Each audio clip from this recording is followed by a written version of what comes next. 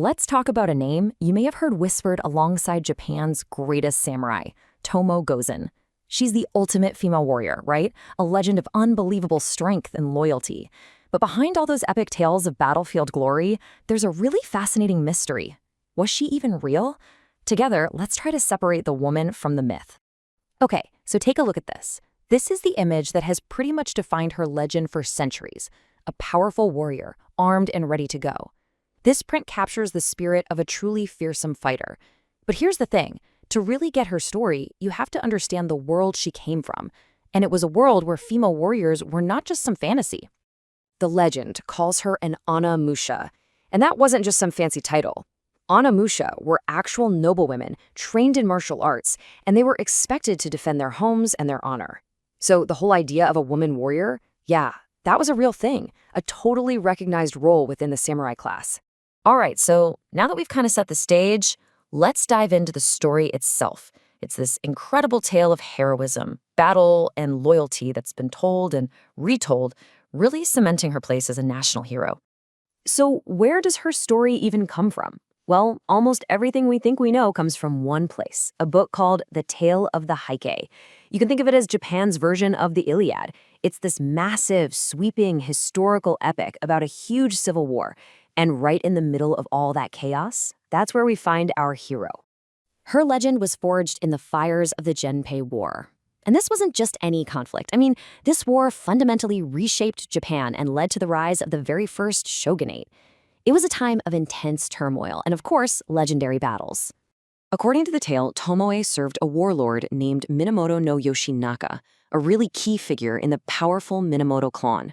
And for 2 crucial years, she was one of his most trusted commanders, fighting fiercely right there by his side.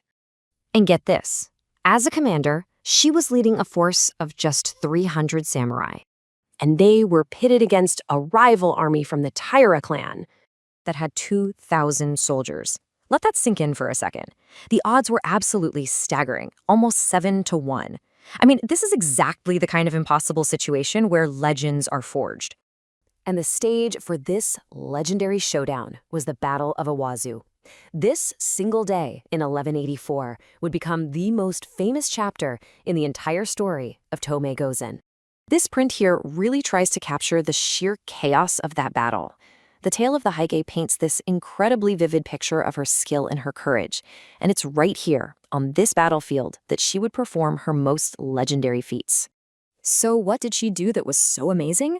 Well, the epic says she sought out and single-handedly killed the enemy leader, Honda no Morishige, and took his head as a trophy, which, was a pretty standard practice for samurai. Then she presented it to her commander, Yoshinaka, as proof of her victory. And she wasn't done. Even as the battle raged, she kept fighting, killing another big-name warrior named Uchida Iyoshi. But here's the tragic part. Despite her bravery, Yoshinaka's forces were just overwhelmed. With only a handful of his soldiers left, he turned to Tomoe. He couldn't bear the shame of dying in front of a woman, so he ordered her to flee, choosing to make his final stand with his foster brother. It was an act of both pragmatism and honor. And that's pretty much where her battlefield story ends. It's an incredible tale of heroism. But it's also where our story takes a sharp turn, because now we have to ask a very, very important question. Did Tomoe Gozen, the legendary warrior, actually exist? I mean, really, this question has puzzled historians for centuries. So, here's the crucial point. On one hand, you have the tale of the Heike, this literary masterpiece where she's a major hero. But on the other hand, she is completely absent from any of the official historical records from the Genpei War. No chronicles, no diaries, no battle logs from that time ever mention her name. Nothing. And that striking absence is the core of the mystery. For historians, primary sources are everything. The fact that not a single contemporary record verifies her existence is a massive red flag.